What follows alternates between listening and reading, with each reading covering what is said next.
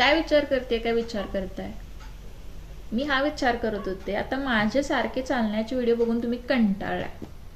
मग विचार करा, तुम्ही व्हिडिओ बघून कंटाळलाय, मला किती कंटाळा आला असेल हो. जवळजवळ 7 महिने पूर्ण झाले.